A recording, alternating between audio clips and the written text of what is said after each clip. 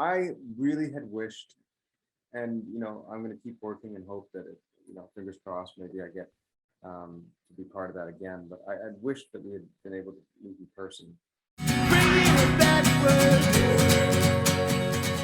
Hello. Hey, what's up, Julian? How are you? Good. How are you? I'm doing well. I appreciate you doing this. Thanks, man. I appreciate the invitation.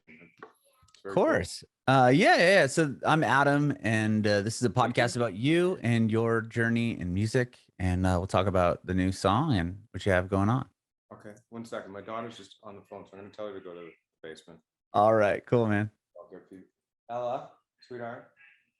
What's that? Sorry. Can we take the phone downstairs, please? I'm good. I'm just on a call, but I'll call you back. I was going to talk to you. Okay. Thanks. Okay, Mom. All right. Sorry, Adam. Oh, good. Very, very cool. So like I said, this is about you and your journey in music. Are you born? Are you in Toronto? Is that what I saw? At this very second, I'm in a place called Fenelon Falls, where I have like a little getaway. Oh, cool. It's not too far from Toronto. It's about an hour and a half. But was that where you were born and raised, in Toronto, or did you move there later? I was born and raised in Toronto. Yeah. What was it like growing up there? I know, big music scene. It's kind of crazy. It wasn't so big when I was born. This is 40 years ago. So I've seen the whole thing develop over time into what it is now, and it's a massive city. One of the fastest growing in the world, of course. And when we were growing up, the neighborhoods that we lived in, there was, more ma and pa shops and like little bakeries and, Italian restaurants and things like that, and secondhand clothes shops and stuff like that. And now it's a little bit more big store looking.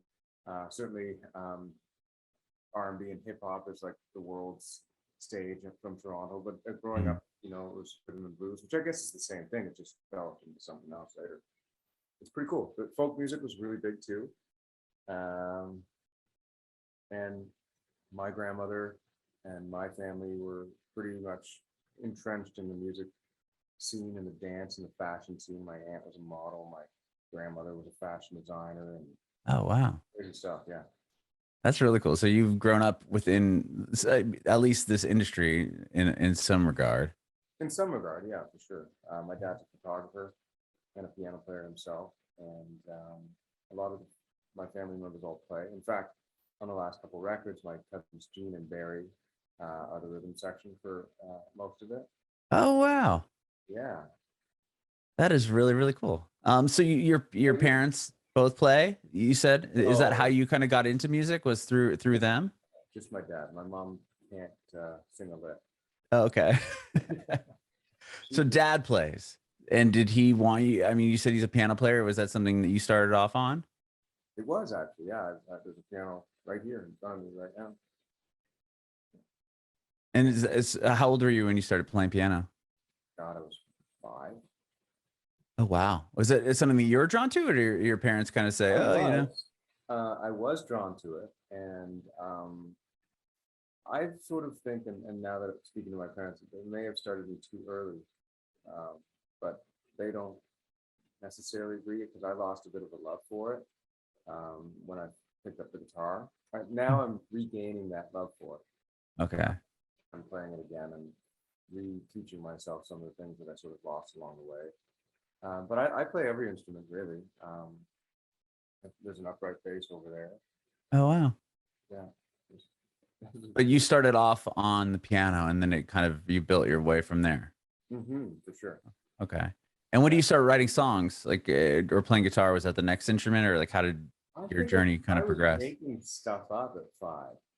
Wow. Like melodies and stories on the piano, and that progressed to the guitar a little later. Okay. How old were you when you started playing guitar? Maybe 11. My cousin Ronke lent me her acoustic guitar, and I never gave it back. Oh, really? That's funny.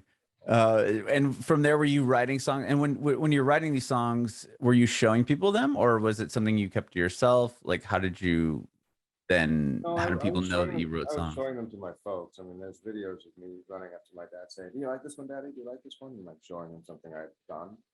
So Oh, that's cool. he's got that on like reel to reel, you know? Oh, wow. Yeah. And when do you start showing them to other people? Like, what was kind of was there a moment or a time that you can recall that you were like, this is what I need to do, or like a validating moment for you that kept you involved or into it? Yeah, for sure. The beginning of high school, I think it was grade 9, Hmm. where at the time, I think my generation, I'm born 1978, so I was one of the last generations where I think that sort of hippie dome sort of mentality was in place still Hmm. in grade 9, where people would be playing hacky sack and sitting on the lawn and skateboarding and playing guitar outside the school. And so I used to do that a lot of the time and make up songs and play with other kids that played guitar and trade ideas and licks and things like that. And that would have been the first time that I think I Hmm. was sharing stuff with people in public. After that, after my year in grade 9, the next year, it seemed like hip hop just took over. I remember that vividly, where the biggest record in high school at that time, and I sort of followed along, was like, wow, what is this? Like, Tribe Called Quest really blew my mind, you know? And so, from a lyrical standpoint, I started looking at that stuff as well. Okay. And were you then influenced, like, because I mean, obviously your music now is nothing like Tribe Nothing, Called Quest, my but music's never been like Tribe Called Quest. okay. So you just you were just into that stuff. And then was there a time in around that same time period that, you said you're trading licks and stuff with different people at your school? Were you then pursuing like a singer-songwriter thing as far as like playing coffee shops or doing local shows or What happened was, a couple of friends of mine and I ended up starting a band, and it was like a four-piece band. We really didn't know what we were doing, so I was writing songs on acoustic guitar, and we would just take those acoustic guitar-driven songs and just play them together. So, and we were just learning at the time, so I guess you would have to say it was a folk rock band, Mhm. and a very poor one at that, because bass player was just learning how to play bass, and drummer was just learning how to play drums. I was playing guitar and singing, and the other guitar player was learning as well. So we just threw it all together. And what happened was, there was a bunch of kids that started this thing called the Battle Band. I'm sure they have them all over the place, where Mhm. they find a bunch of high school kids who were wanting to play for free and sell their tickets. So Sure.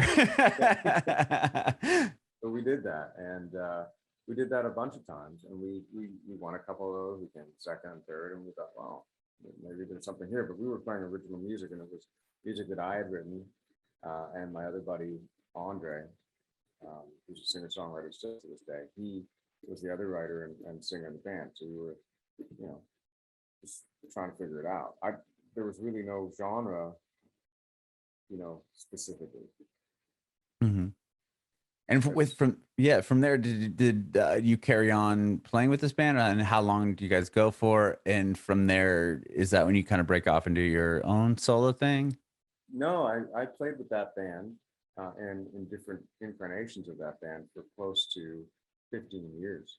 Wow. Yeah. So what happened was, the band morphed into the band that I was in when I got signed to Warner Music Canada. Hmm. We were about 19 years old, 19, 20 years old when that happened. And mostly songs that I had written. That must And have been so exciting. I mean, to it get a did pretty major well. label and like, yeah, tell me about that. Big major label and big major tours and major management and agents. And it was crazy, right? We thought we were on our way. And in a lot of ways we were. We had a huge hit single here in Canada. It went to number 4 on the rock charts, and we were a rock band. Like, I still to this day call it folk rock, but whatever. It was Hmm. on the rock charts, and um, we put out that one record with Warner Music Canada, and then halfway through that record, Napster was in full swing, and Oh, we didn't sell any records.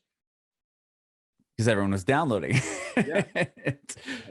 Oh, I was wow. looking Okay. at some shows and stuff, but it was really a bad time to be on top of the world because the world it came right from under us. Hmm.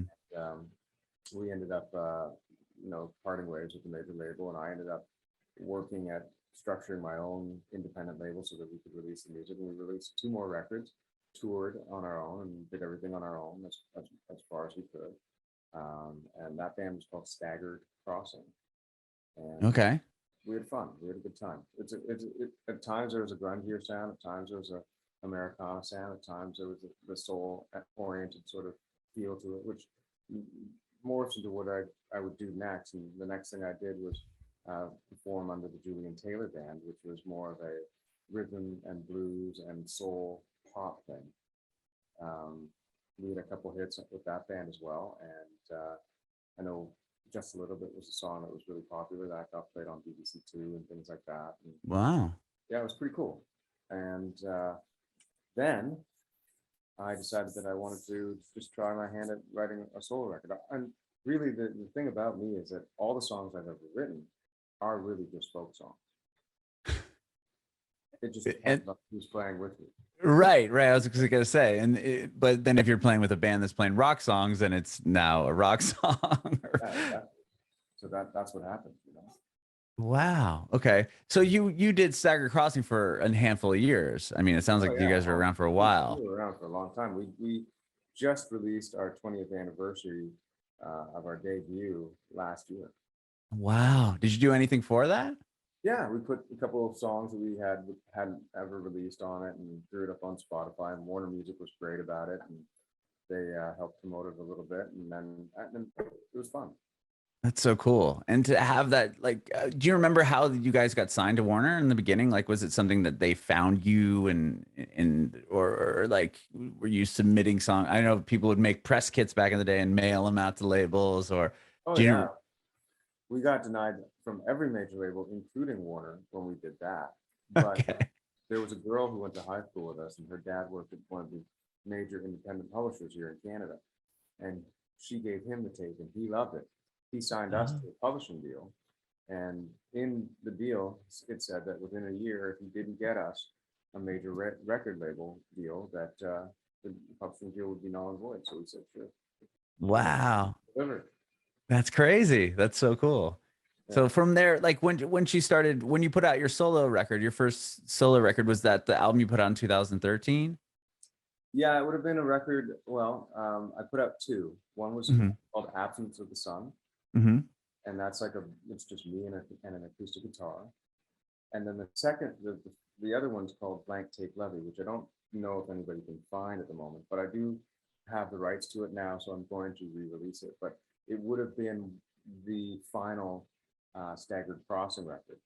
They were all songs that were slated for Staggered Crossing, but we broke up, and that record came out under a name called Blank Tape Levy, which was neither me or the band. It was just an interesting story. I called it Blank Tape Levy because the first time I recorded it, it got stolen. Oh, whoa. It broke into the producer's studio and stole some gear, including the hard drive that this particular record was on. So I'd already paid for it, recorded it with a whole bunch of musicians, and then it was stolen.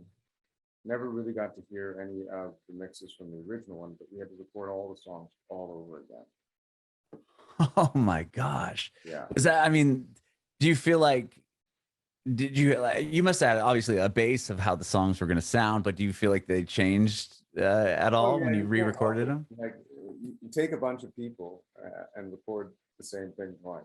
The first time you're in there, it's all gung ho, ready to go. And the second time you're kind of like a bit deflated, you know. Right. I mean, you had just done all this work and then the thing just disappears or gets jacked. I mean, that's so crazy.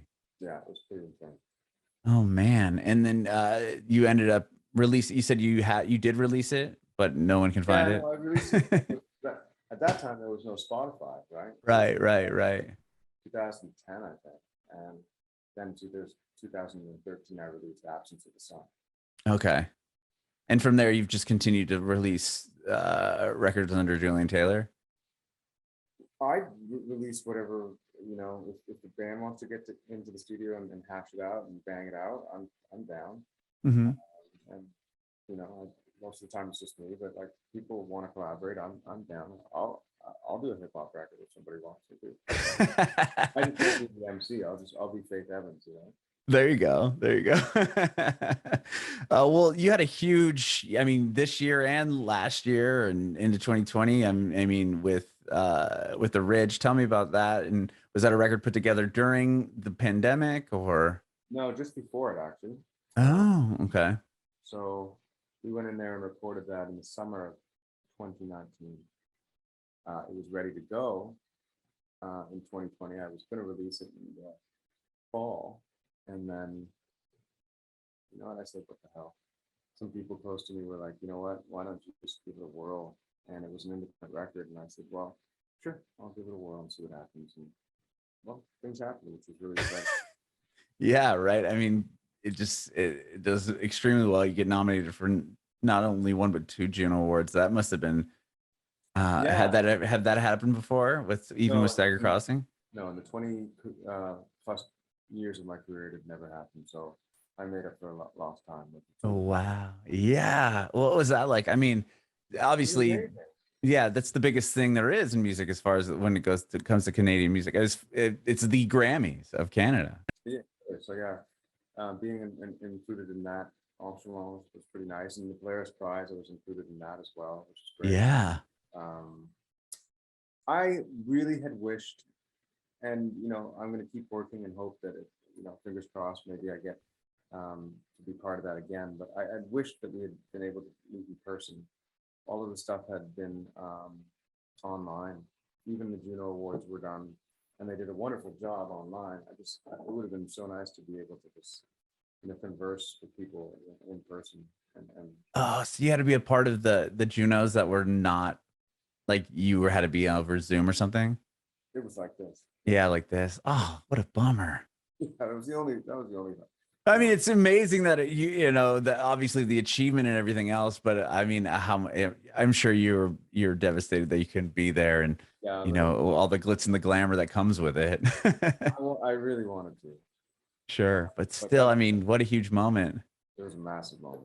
My family was really pleased. My daughter was super stoked, and she was right by my side when they were calling all the nominees, and when they called the winner, and it was good. That's so cool. So cool. So I want to hear about the new one. It's called Seeds, and that was written based off a text that you received. Is that what I read? My cousin Ajika, well, it's not based on text. Or not based, but you received a text that kind of inspired it, right? Yeah, it was inspired by a text because it was, I don't know if you've heard about what's going on here and the residential school findings of missing children. No. Basically, what's happened in Canada is it's been exposed, and most people who have, you know, First Nations heritage already know this, but genocide was committed here in Canada a long time ago. The residential school system was built when Canada was founded by the government in order to wipe away, quote unquote, the savages. And so what happened was Indigenous and First Nations children were stripped away from their families and put into these schools that were owned and run by the Catholic Church in order to try to wipe away their identity and their heritage and their culture. And what happened was a lot of these children were abused, some were murdered, and some, you know, tried to escape and didn't make it home. It caused huge damage through generations and generations of families, where you can imagine the parents, the grandparents, all, you know, losing their kids, turn to certain things and have hopelessness, of course. What they've been finding in Canada so far is unmarked graves filled with children's bodies at these schools. Oh my gosh. So they've uncovered over 10,000 children's bodies. Oh wow. That is, oh my gosh. And so yeah, Canada's not all rosy. So what's been happening here has been really horrific. And now the public finally sees that there's evidence that this really did happen. Genocide. And one of the things that people don't know about is that this system was, you know, apartheid in South Africa South Africa came to Canada and Mhm. saw what was happening and based their ideas of apartheid on what was happening here in Canada. Is that right? I did not know that. 100%. Oh my gosh.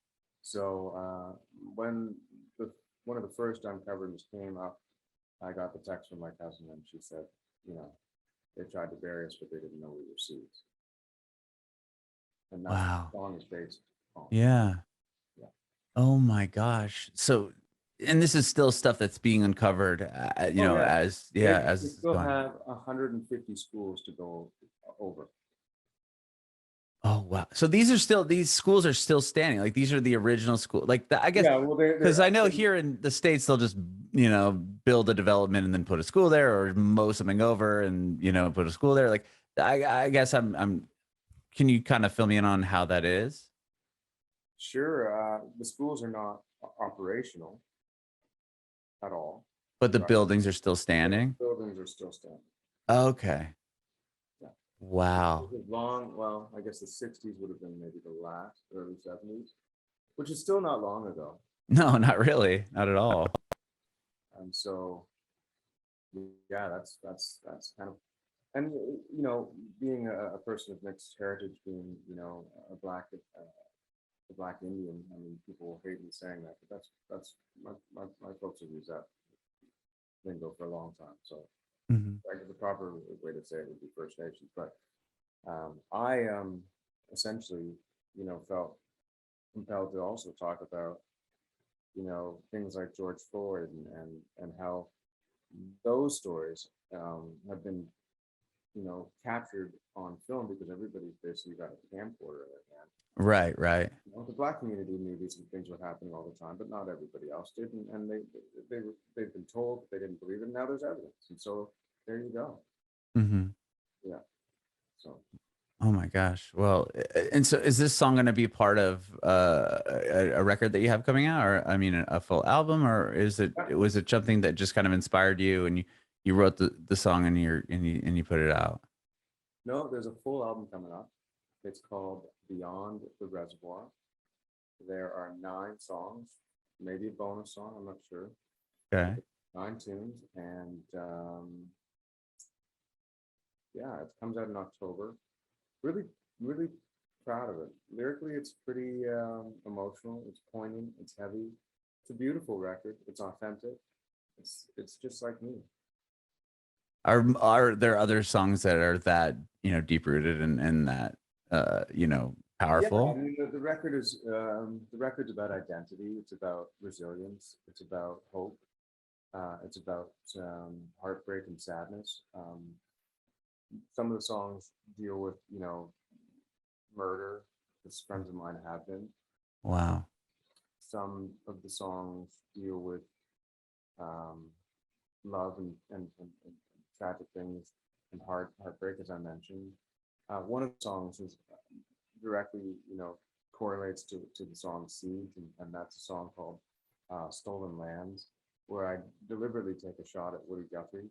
I mean, I like Woody Guthrie for many reasons, but I also don't like him for many other reasons.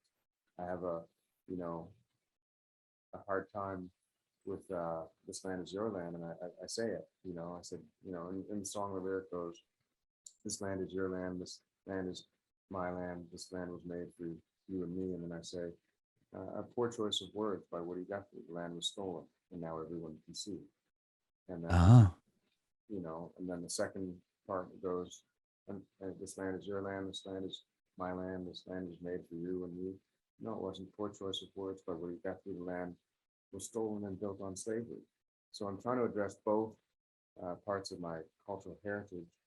And in the final, wrap up, I say, one family had their land stolen, the other one was stolen from their land, and now here I stand, which sort of correlates and goes back to they tried to bury us, but they didn't know we were seeds. Mm-hmm. Just Wow. the fact that I'm a living being that was had my ancestors and my family almost destroyed or attempted. Sure, sure. Yeah, Is it difficult to put some of those songs down and out, or is it more therapeutic? I think it's a necessity, really. If Okay. I have if I have the chance to speak up about something that I'm passionate about, then I think that, you know, John Lewis said that if you see something that's wrong and injustice in the world, you have a duty to say something and do something about Yeah, for sure. No, I think the song is incredible. The it. story behind it is very, powerful and obviously sad, but I'm glad you were able to kind of get that word out because I had no idea that this was happening or this had happened. Right. So maybe not, maybe you don't, maybe a lot of people don't. Sure. I mean, yeah, that sounds terrible. And um I'm looking forward to the record. I mean, it sounds like you've put a lot, obviously a lot of yourself into it. So Yeah, I did. I really put a lot of thought into it, a lot of blood, sweat, and tears, as they say. sure. Well, I appreciate your time today. Thank you so much, Julian, for doing this. Thank you. Thanks, Adam. It's really nice to meet you. Yeah, nice to meet you as well. I do have one more quick question. I want to know if you have any advice for aspiring artists. Oh man, lots of advice, but I think that the one that really stuck with me was when I got a phone call from my friend Colin Linden, and that was around the time where my major label deal had been disintegrating in front of my eyes, and I was rather young at the time and feeling like there was no hope. He just called and said, "Hey, JT, you're the one that calls everything. You're the one that calls the shots. Remember that it's only over when you say it is. And, you know, don't believe the hype. Don't believe the critics either. Just believe in yourself." Bringing it backward.